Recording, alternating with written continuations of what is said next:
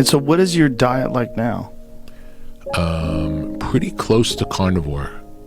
We were in Italy for 4 months, so the rules are different in Italy. Yeah, I go off the rails in Italy. Yeah. And I definitely gained weight, and I don't feel great about it, but I'm excited now. When I leave here, I'm going right back to, I'll probably do shakes now to get back to where I want to be, and then I'll go more carnivore. Up till that point, I always thought I knew what was best for myself. And what I thought was best for myself was being a vegan. But when I gave myself up to, in this case, other people, I lost weight, I got fit, my life changed, and then started doing the ice and sauna was another part of it. What is it like when you go on this very low carb, high protein diet and lose all that weight? It changed my life more than anything else that has ever changed my life, and it taught me something. I've always lived in my head. I never lived in my body. I always lived in my head. And now I started feeling like I had a body to go with my head, and it was an interesting feeling, having never had that before. And I met Laird Hamilton on the beach. I think I was working with Kid Rock at the time, and Kid Rock introduced me to Laird and Don Wildman and this group of Malibu athlete guys. And Chris Chelios, first person I ever went into a sauna with was Chris Chelios, who was really a fanatic sauna guy for 30 years. And he played in the NHL longer than anybody, and he blamed sauna on his ability.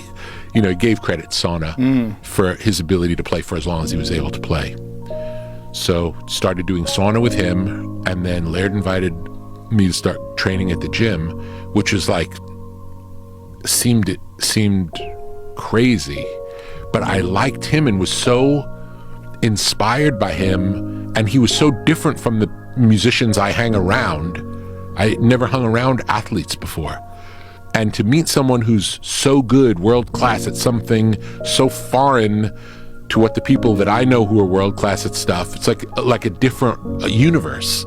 So I wanted to go to hang out with Laird, really just to hang out with him and see how he thought about the world, because he's such an interesting character.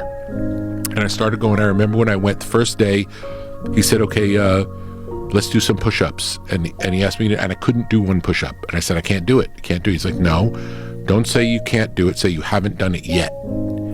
And he would break up a movement for every exercise. If I couldn't do it the full way to start, he would have me do a piece of the exercise, and then another piece, and then another piece, and then put the first two pieces together, and then put the second two pieces together, and finally put all three together until I could do things. So what I learned through this process of both listening to the nutritionist and listening to Laird in the gym, I gave over control of myself.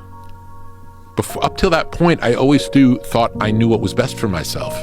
And what I thought was best for myself was being a vegan.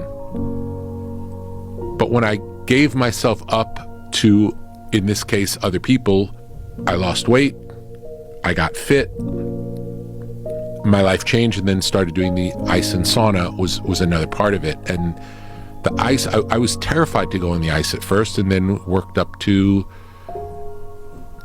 sometimes we'll do 30 minutes in the ice before even getting in the sauna. Like insane. 30 minutes? Absolutely. How cold is the ice? 39 degrees. 30 minutes? Yeah. Wow. Yeah. If you do it every day, like that was during the lockdown, we're in Hawaii, and we were doing sauna and ice every day. Are you doing it 30 minutes consecutively? In that case, it was 30 minutes consecutively. So just in there up to your neck, 30 minutes. In there up to your neck. I keep my hands out. I sit like this. I blow into my hands and focus on the heat, the sensation of the heat in my fingers. You weren't worried about hypothermia? You weren't worried about anything? No. What's the benefit of being in there for that long, though? It was just like a game. It's like during lockdown, it's something to do. Like, let's see how long we can go. It's like you get to 5. Let's say we typically did 5 minutes between rounds. So you do 5 minutes. It's like, I feel like I could stay longer. Let's stay longer. Let's see. I was doing it with my other friend, Jack. We would both do it together, and we're looking at each other in the sauna. I could stay. You want to stay? Stay. And like maybe we got up to 10 minutes once, then we got up to 15 minutes once, and it was just like seeing what you could do.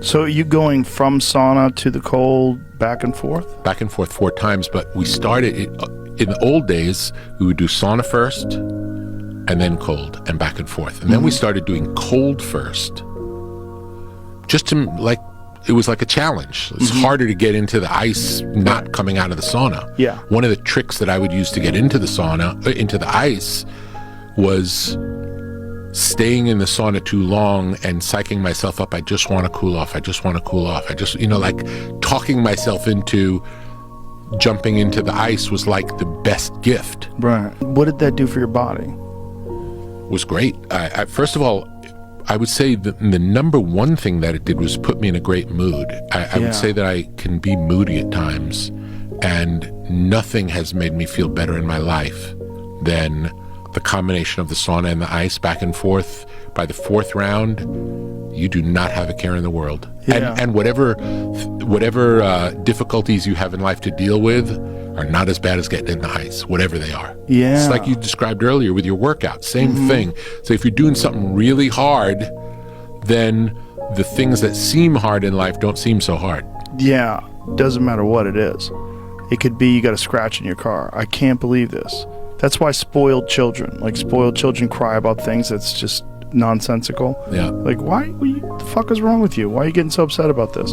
Because they've never had anything bad happen to them. Yeah. So their ability to be Resilient. Yeah, resilient. That's the word. I had that issue as well because I grew up in a way where I was never challenged and I was not resilient.